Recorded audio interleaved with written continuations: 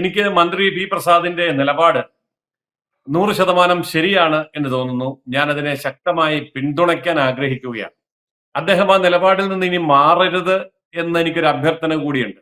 അദ്ദേഹവും അദ്ദേഹത്തിന്റെ പാർട്ടിയും ആ നിലപാടിൽ ഉറച്ചു നിൽക്കണം എന്നാണ് എൻ്റെ ആഗ്രഹം. ഞാനിത് പറയാൻ ചരിത്രപരമായ ഒരു കാരണമുണ്ട്. ഈ കമ്മ്യൂണിസ്റ്റ് പാർട്ടി ലോകത്ത് നിലവിൽ വരുമ്പോൾ എല്ലാവരും കരുതിയത് ഇത് ഇന്ത്യയിലായിരിക്കും ആദ്യം അധികാരത്തിൽ വരിക എന്നാണ്. കാർൽ മാർക്സും എംഗൽസും ഒക്കെ പറഞ്ഞത് ഏറ്റവും കൂടുതൽ പട്ടിണിക്കാരുള്ള, തൊഴിലാളികളുള്ള, ഏറ്റവും കൂടുതൽ രോഗികളുള്ള, ദരിദ്രരുള്ള അങ്ങനെയുള്ള പ്രദേശത്തായിരിക്കും ഇത് അധികാരത്തിൽ വരിക എന്നാണ് അദ്ദേഹം പറഞ്ഞത്. അപ്പോ എല്ലാവരും കരുതി അത് ഇന്ത്യ ആയിരിക്കും, ചിലർ കരുതി അത് ചൈന ആയിരിക്കും, ചിലർ റഷ്യ ആയിരിക്കും എന്നൊക്കെ കരുതി. പക്ഷേ എല്ലാവരും ഒരുപോലെ പറഞ്ഞത് ഇന്ത്യയിൽ അധികാരത്തിൽ വരുമെന്ന്. പക്ഷേ ആ അധികാരത്തിൽ വന്നത് റഷ്യയിലും ചൈനയിലും പോളണ്ടിലും യൂറോപ്യൻ രാജ്യങ്ങളിലും ഒക്കെ ആയിരുന്നു, വ്യവസായ രാജ്യങ്ങളിലൊക്കെ.